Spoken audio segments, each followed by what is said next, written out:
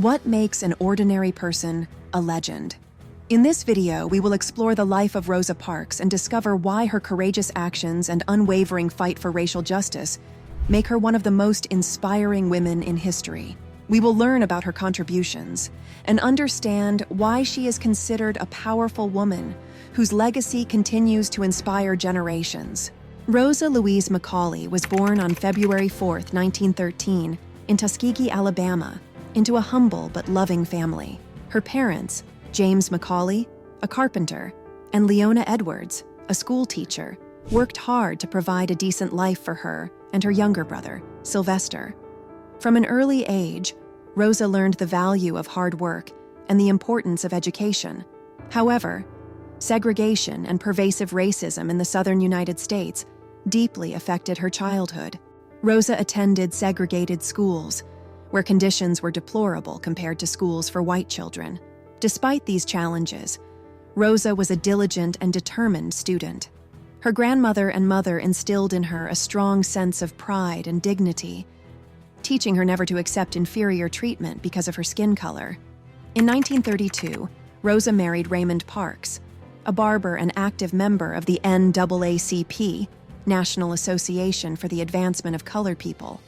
Raymond supported her in all her endeavors, and together they became a couple dedicated to activism and the fight for civil rights. Rosa primarily worked as a seamstress, but always felt the urgency to do more for her community.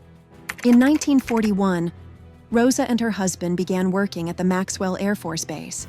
She secured a job as a seamstress at the Field Guest House, and her husband worked as a barber. This became a pivotal point in her development. The base was federally desegregated, and Rosa experienced a racially integrated environment for the first time. This experience reinforced her belief that equality was possible and desirable. In her autobiography, she said, "I guess you could say Maxwell opened my eyes to the ugliness of Jim Crow." Jim Crow laws were state and local statutes in the United States, primarily in the South, that enforced racial segregation.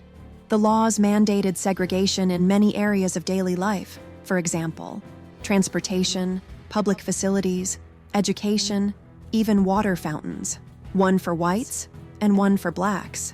Rosa's commitment to social justice was strengthened when she formally joined the NAACP in '43. She served as secretary to E.D. Nixon, the president of the local chapter, and was one of the few women active in the organization. Her work included investigating and documenting cases of racial injustice, which brought her into direct contact with the harsh realities of discrimination and racial violence. Two cases in particular had a profound impact on Rosa, the cases of Reese Taylor and Gertrude Perkins. In 1944, Reese Taylor, an African-American woman, was kidnapped and assaulted by 6 white men.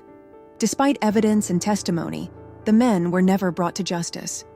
Rosa helped organize the Committee for Equal Justice for Reese Taylor, which brought national attention to the case and highlighted racial brutality in the South. Equally disturbing was the case of Gertrude Perkins in 1949. Perkins was kidnapped and raped by 2 white Montgomery police officers. Rosa, along with other activists, worked tirelessly to seek justice, although, as in Taylor's case, the perpetrators were never convicted. These experiences not only outraged Rosa, but also motivated her to fight racial injustice with greater determination.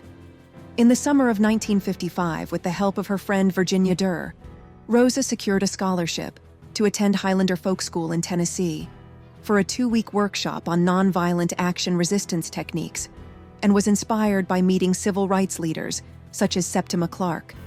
Virginia and Clifford Durr were a white couple, deeply involved in the civil rights movement, and were friends of Rosa. Clifford was a lawyer, and Virginia was a prominent social activist.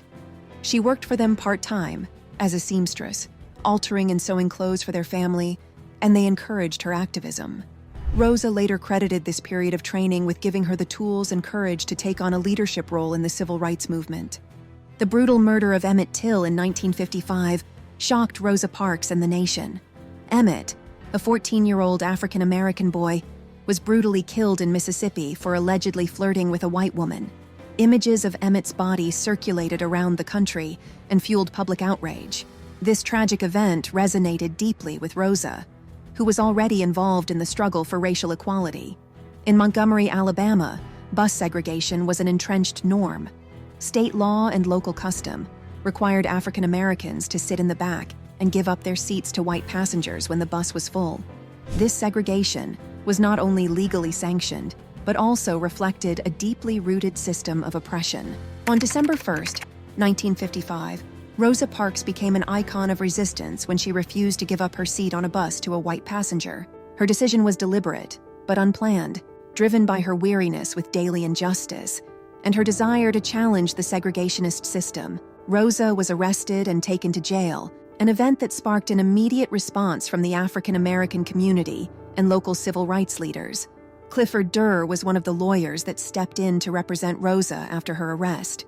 Rosa Parks's arrest catalyzed the historic Montgomery Bus Boycott, a coordinated campaign that lasted 381 days. The African American community, led by the newly formed Montgomery Improvement Association, MIA, organized the boycott under the leadership of figures such as Martin Luther King Jr., who emerged as a central figure in the movement.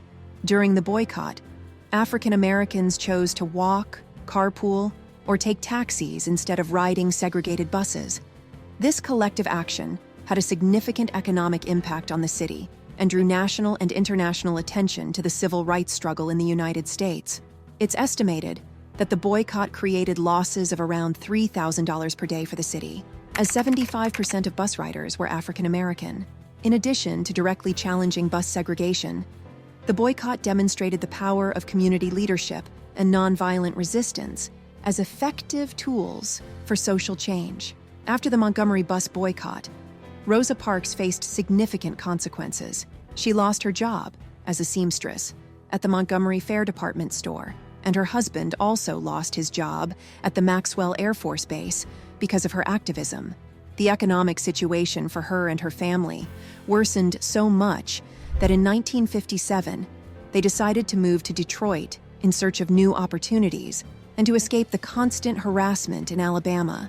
In Detroit, Rosa continued her tireless activism. She found employment as a congressional aide to John Conyers, an African-American civil rights congressman. This position allowed her to continue to contribute to the movement while working in the political arena. During this time, she formed important friendships and alliances. Rosa maintained a close relationship with Malcolm X and supported the ideals of the Black Panthers, recognizing the importance of diverse approaches within the civil rights movement. In the 1970s, Rosa Parks continued to face persistent challenges. She fought against housing discrimination in Detroit and distinguished herself as a defender of social justice on many fronts. She was active in building strong and resilient African American communities, promoting education and economic development programs to improve living conditions. In addition to her local activism, Rosa Parks defended political prisoners and attended the Black Power Conference in 1972, where she advocated for greater unity and action within the civil rights movement. Throughout her life, Rosa Parks suffered profound personal losses, including the death of her husband and brother, as well as health problems that challenged her physical strength. But these challenges did not stop her. Instead, she used them as fuel to continue her mission for justice and equality. Her legacy is not limited to her actions during the Montgomery Bus Boycott. She founded the Rosa L. Parks Scholarship Foundation to support the education of talented young people, and the Rosa and Raymond Parks Institute for Self-Development to empower African American communities and foster youth leadership. Over the years, Rosa Parks received numerous accolades and awards for her courageous activism and became a symbol of peaceful resistance and determination in the face of adversity. Her impact transcended the borders of the United States and inspired civil rights movements around the world. Rosa Parks died on October 24, 2005, in Detroit, Michigan, at the age of 92. Her funeral became a national event, honoring her legacy and highlighting her pivotal role in American history. She was paid tribute by political leaders, activists, and citizens from across the country who recognized her pivotal role in the fight for racial equality and her contribution to the history of peaceful activism. The story of Rosa Parks transcends the mere account of an act of civil disobedience on a Montgomery bus. It is a living testament to the ability of an individual to challenge injustice and bring about significant change. Her inspiring life consecrates her as a powerful woman whose legacy endures as a beacon of hope and action for present and future generations. Rosa Parks demonstrated that courage and perseverance can change the world, and her example continues to guide those fighting for justice and equality around the world. What did you think of the great story of Rosa Parks? If you want to learn more interesting facts like the ones in this video, I encourage you to join us by subscribing to the channel, liking this video, and share your thoughts in the comments below. Thanks for watching, and see you next time.